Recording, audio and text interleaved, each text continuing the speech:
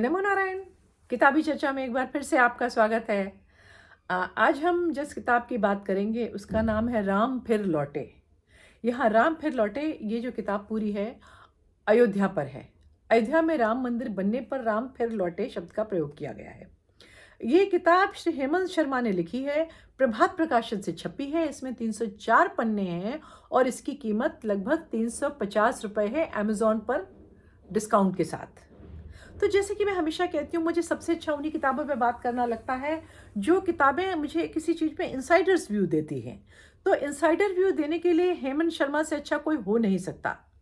ये बात सच है कि जिस दिन से ये बना है, यहाँ पर मस्जिद को बनाया गया है मंदिर को गिरा के, तब से आज तक का जो पूरा इतिहास है, निश्चय ही हेमंत शर्मा उसका इनसाइडर अकाउंट नहीं दे सकते हैं। लेकिन बाबरी विध्वंस से लेकर उसके बाद की सभी महत्वपूर्ण घटना के वो गवाह रहे हैं, चश्मदीद गवाह रहे हैं। तो वो एक बीएचयू में प्रोफेसर थे, फिर पत्रकार बने, जनसत्ता के साथ भी उन्होंने काम किया था, बाद में ये इलेक्ट्रॉनिक मीडिया में भी गए थे और शायद इंडिया टीवी में थे। और वो एक शायद मुझे लगता है ऐसे अकेले पत्रकार हैं जो कि उन सब घटनाओं में व्यक्तिगत रूप से वहाँ रहे। और बाबरी मस्जिद केस में उनकी गवाही भी हुई थी जो बहुत निर्णायक साबित हुई थी। शायद उनके पास कुछ वहाँ के उस समय के फोटोग्राफ भी थे जो उन्होंने वहाँ पर दिखाए थे। और उनकी इस पूरी यात्रा में जितना उनका लिखा मैंने पिछला पढ़ा, उसमें कहीं भी छद्म धर्मनिरपेक्षता मुझे दिखाई नहीं दी। तो इस किताब को जब पढ़ते हुए मुझे एक लगा कि ये किताब नहीं है, इसे किसी एक व्यक्ति ने नहीं लिखा है। शुरू में लगता है कि ये किसी कवि हृदय राम भक्त ने लिखी है, फिर लगता है ये किसी एक साहित्यकार ने लिखी है, और आखिरी के हिस्सों में एक पत्रकार बिल्कुल अपने खालिस रूप में आया हुआ दिखाई देता है। और चूंकि ये लिखने से ही संबद्ध रहे हैं और पत्रकारिता से संबद्ध रहे हैं, तो इसलिए इनकी भाषा शैली बड़ी चुस्त है। मतलब पत्रकारिता से लिखने वालों को कम शब्दों में बड़ी बात कहने की बहुत आदत होती है, तो वो इनकी किताब में बहुत दिखाई दे रही है। राम और विश्व में राम के पदचिन्हों को लिखा हुआ भाग और जहां अयोध्या के इतिहास के बारे में उन्होंने लिखा है, वह उनकी भाषा शैली अलग है। लेकिन जहां राम भूमि के संघर्ष पर उन्होंने लिखा है, उनकी भाषा शैली एक पत्रकार की तरह है। ये किताब वेल रिसर्च्ड है, लेकिन लगता है कि ये सारी रिसर्च तो लेखक के दिल और दिमाग में हमेशा ही थी। किताब लिखने के लिए उनको बैठना पड़ा हो ऐसा नहीं लगता है। जो उन्होंने लिखा है वो उनके दिमाग से भी निकला है, पेन से भी निकला है और उनके दिल से भी निकला है। तो उन्होंने जो जो कुछ बहुत चीज़ें लिखी हैं, उसमें से कुछ इंपॉर्टेंट मैं 2-4 आपको बताऊंगी, बाकी तो आपको किताब ही पढ़नी पड़ेगी। तो अयोध्या के लोग के जो पहला विश्वसनीय उल्लेख मिलता है, जिसे गैर हिंदू का उल्लेख कहेंगे, वो मिस्टर विलियम फिंच थे। ये एक ब्रिटिश ट्रैवलर थे जो बाबर के 80 साल बाद आए और उन्होंने बताया कि पुराने भवन के अवशेषों के बीच में हिंदू अभी भी एक चबूतरे पर श्री राम की पूजा कर रहे हैं। अच्छा, हिंदुओं में एक विशेष जिद होती है, जहाँ वो ठान लेते हैं, जहाँ उनकी पूजा की जगह, जहाँ उनकी पवित्र जगह है, उसको वो छोड़ते नहीं हैं। अगर कभी उनसे वो जगह भवन छीन लिया जाए तो उसकी दीवार पे वो पूजा कर लेते हैं, नहीं तो एक चबूतरा बना के करने लगते हैं और धीरे धीरे भक्त वहाँ पर आकर इकट्ठे होने लगते हैं। वहाँ के जो पुजारी होते हैं उसको बंद नहीं करते हैं, जैसे कि इससे ना उनको इस परंपरा से जो इनका स्टेक था, जन्मभूमि का जो हिस्सा था, उस पर कभी खत्म नहीं हुआ और इससे मुकदमे में जीतने में बड़ी सहायता मिली। ज्ञानवापी में भी सुनवाई हुई या नहीं हुई, भक्तों ने अपनी हार नहीं मानी, लगातार केस करते रहते थे और लगातार उसका एक जैसे कहते हैं फाइल जैसी तैयार होती रहती थी। तो इस किताब में पूरा वर्णन है कि अंग्रेजों के समय में, उसके पहले नवाबों के समय में कब कहाँ लड़ाई हुई, कब कहाँ मुकदमे हुए, पूरी चीज़ें बहुत अच्छे से हैं। 1735 में जो पहला युद्ध था जिसके दस्तावेजी सबूत मिलते हैं, मुस्लिम पर्सनल लॉ बोर्ड और उनसे भी ज़्यादा भारतीय सेक्युलर जो मुस्लिम नहीं है, या कहते हैं हम किसी भी धर्म में नहीं हैं, लिबरल जो हैं, जो थोड़े से इलिटरेट भी होते हैं कभी कभी, सॉरी बता, लेकिन कभी कभी वो होते हैं, वो अक्सर ये तर्क देते हैं कि अगर मीर बाकी ने मंदिर तोड़ा और वहाँ पर मुगलों ने अत्याचार किया, तो रामचरितमानस में तो तुलसीदास ने कहीं नहीं लिखा, वो तो राम जी के इतने भक्त थे। तो मैं उनसे ये पूछना चाहती हूँ कि रामचरितमानस में तो मुगलों का भी वर्णन नहीं है, तो मुगल हुए थे या नहीं हुए थे, ये भी तो सोचना पड़ेगा ना। खैर, उनकी ये आदत है, अपनी सुविधा के हिसाब से फैक्ट्स को पिक एंड चूज करते हैं।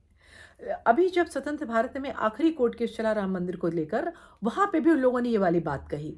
तब जो हमारे बड़े पूज्य रामानंदी आचार्य हैं, श्री रामानंदाचार्य, उन्होंने दोहा शतक सुनाया तुलसीदास का। वो प्रज्ञाचक्षु हैं, तो उन्होंने अपनी स्मृति के आधार पे दोहा शतक सुनाया, जिसमें बहुत डिटेल में उस खून खराबे और मारपीट और मंदिर ध्वंस का तुलसीदास ने वर्णन किया है। अच्छा, अयोध्या के गजेटियर में, अंग्रेजों के कोर्ट्स में, जजों की नोटिंग्स में ऐसा बहुत कुछ महत्वपूर्ण लिखा हुआ मिला। एक किसी मजिस्ट्रेट ने ये लिखा, अब मुझे एग्जैक्ट डिटेल नहीं याद आ रहा है, लेकिन उसने ये भी लिखा कि हाँ, वहाँ देखने से स्पष्ट पता चलता है कि वहाँ पर एक हिंदुओं का मंदिर था जिसको तोड़कर वहाँ पर मस्जिद बनाई गई, लेकिन इस चीज़ को इतना समय हो चुका है कि उसको अंडन करना बड़ा मुश्किल हो रहा है। फिर 1889 में, 1889 में अंग्रेजों के अंडर में जो एएसआई थी, उसकी रिपोर्ट में साफ साफ लिखा था कि मुसलमानों ने राम मंदिर की जगह पर ही मस्जिद बनाई है। दरअसल वो तो इतने ढीठ और ब्रेजन थे कि बार बार अपने इस कृत्य के बारे में वो खुलकर लिखते हैं। औरंगजेब की बेटी की एक किताब है, उसके ट्रांसलेशन में मिलता है, उसने साफ लिखा है कि बनारस का और इसका अयोध्या का नाम लेके कि बड़ा अच्छा किया कि उनके मंदिर तोड़ के वहाँ मस्जिद बना दी गई, और एक ईमान वाले का यही कर्तव्य है। और लगातार अयोध्या में हिंदू और सिख वापस कब्जे के लिए जो कोशिशें करते थे और जो कानूनी संघर्ष करते थे, जो खूनी संघर्ष होता था, इस किताब में उनका सिलसिलेवार वर्णन है। फिर जब आज़ादी के बाद धर्म के आधार पर भारत बंट गया, तो भारत को उम्मीद थी कि अब उनको अवसर मिलेगा कि अपने आराध्य को सम्मानपूर्वक उनकी जगह पर पहुंचा सकें, लेकिन मंजिल अभी बहुत दूर थी। नेहरू को ये दुविधा थी कि वो बहुसंख्यकों को नाराज तो नहीं करना चाहते थे, इसलिए उनको अयोध्या में कब्जे को नकारते भी नहीं थे, लेकिन वो अपनी जो सेक्युलर छवि थी उसको खराब भी नहीं करना चाहते थे, जो लगता कि उनको इंटरनेशनल बहुत मान्यता दे रही है। अब कितना दे रही थी ये तो पता नहीं, भारत को इंटरनेशनल कितनी मान्यता थी उस समय हम लोग नहीं जानते हैं, वो बहुत बड़ी डिबेट की चीज़ है। तो राम जन्मभूमि को लेकर वो एक हमेशा मूर्खतापूर्ण स्टुपर में रहते थे। कभी वहाँ पर आचार्य नरेंद्र देव के खिलाफ एक बाबा जी को खड़ा कर दिया जाता था, फिर बाबा जी के पर कतरने की कोशिश होती थी, लेकिन इस सब के बीच में मंदिर के जो पक्षकार थे और जो श्रद्धालु थे देश भर के, वो लगातार अपने काम में लगे रहे। जिस अयोध्यावासी जो थे, वो इस संघर्ष को चाहते हैं कि नहीं चाहते हैं, इसको लेकर लिबरल पत्रकार हमेशा जाके 2-3 लोगों का इंटरव्यू लेते हैं और कहते हैं, देखो अयोध्या वालों को कोई मतलब नहीं है, इनको मंदिर बने मस्जिद बने कोई मतलब नहीं है, उनको अपनी रोजी से मतलब है। लेकिन अयोध्या वासियों को मतलब था, आज से नहीं है, बहुत लंबे समय से था।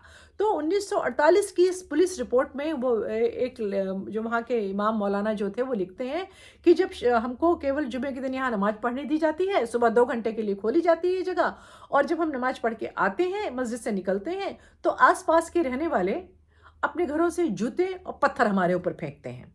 तो ये एक लिबरल नैरेटिव को पूरी तरह ध्वस्त करता है कि राम मंदिर की आवश्यकता केवल कुछ एक राजनीतिक दल के लोगों को थी। फिर इसके बाद क्या हुआ कि 1949 में एक प्रस्ताव बना कि वहाँ एक नजूल लैंड पड़ी थी। नजूल लैंड वो होती है जो सरकार की होती है, पर वो कोई चीज़ के लिए मार्क नहीं की जाती है किस काम के लिए है। तो ये सोचा गया कि इसको दे दिया जाए और उसमें मंदिर बना लें हिंदू। वहाँ का स्थानीय प्रशासन मान गया, लेकिन जब तक शासक ना माने, प्रशासन बहुत ज़्यादा कुछ कर पाता नहीं है। कभी कभी कर भी देता है, उसका भी किस्सा आगे सुनने को मिलेगा। लेकिन हाँ, उसके समय के एक जिलाधिकारी के नायर थे, जिनको प्रधानमंत्री नेहरू और गृह मंत्री पंत, गोविंद बल्लभ पंत, दोनों की ओर से, देखिए उनका नाम था गोविंद बल्लभ पंत, और वो चाहते थे कि वहाँ से मूर्तियाँ हटा के वो जगह कब्जा वापस ले लिया जाए हिंदू से। तो जो के नायर साहब थे, उन्होंने उस दबाव को बिल्कुल नहीं माना और वो लगातार यही रिपोर्ट देते रहे कि आप चाहें तो मुझे यहाँ हटाकर किसी और को ले आए, लेकिन आप जो मूर्ति हटाने की बात करते हैं उसके बाद जो यहाँ फसाद होगा उसे कोई कंट्रोल नहीं कर पाएगा। तो नेहरू जी और पंत साहब जानते बूझते और बहुत इच्छा रखते हुए भी इस काम को कर नहीं पाए। इंदिरा गांधी के समय में भी सरकार ने कोई खास कोशिश नहीं करी, थोड़े बहुत झगड़े, रिपोर्ट, केस, मुकदमे चलते रहे। धर्म संसद, विश्व हिंदी परिषद, निर्मोही अखाड़ा हिंदुओं की तरफ से मैदान में आए। आज जो लोग कहते हैं कि साधु संतों ने अयोध्या के लिए क्या किया, उन धृष्ट व्यक्तियों को ये पूरी किताब पढ़नी चाहिए और उनको एक लाइन मिली लगेगी कि इसमें साधु संतों ने क्या किया। इसके बाद किन परिस्थितियों में केंद्र सरकार ने किस कुटिल नीति के तहत वहां पर ताला खुलवाया और राम जी की अर्चना शुरू कराई। आप समझ लीजिए, वहां जो ताला खुला के राम जी की अर्चना शुरू कराई थी, वहां ऐसा कुछ नहीं था कि एक हक दिलाने की बात हो, कि चूंकि शाहबानो केस की वजह से उनकी जो धर्मनिरपेक्ष छवि में बड़ी बाधा पहुंच रही थी और बाय एंड लार्ज हिंदुओं को लग रहा था यह मुस्लिमों के पक्ष की सरकार है, तो उस चीज़ को नल एंड वॉइड करने के लिए, उस इफेक्ट को, उन्होंने ये काम किया था। इसके बाद नरसिम्हा राव का दौर आया, बाबरी का विध्वंस किया गया। हेमंत शर्मा ने इस प्रकरण में नरसिम्हा राव की भूमिका के विषय में लिखा है, जिससे कम ही लोग परिचित हैं। दरअसल उस समय के अखबारों में हमने ये तो पढ़ा था कि गृह मंत्री और राज्यपाल उनसे कार्रवाई और सैन्य बल भेजने की बात करना चाहते थे, लेकिन उनसे बात नहीं हो पा रही थी। पता चलता है कि प्रधानमंत्री जैसे ही ये सब फसाद शुरू हुआ, पूजा में बैठ गए, और पूजा से वो तभी हटे जब बाबरी का विध्वंस हो गया। मतलब डिलिबरेटली उन्होंने अपने आप को हर चीज़ से काट दिया ताकि वहाँ पर कोई बड़ा एक्शन ना हो पाए। कार सेवा, बाबरी ध्वंस, कार सेवकों की हत्या, ये प्रसंग बहुत विस्तार में दिए हैं क्योंकि हेमंत शर्मा उनके चश्मदीद थे और लगातार अपने अखबारों में इसको रिपोर्ट कर रहे थे।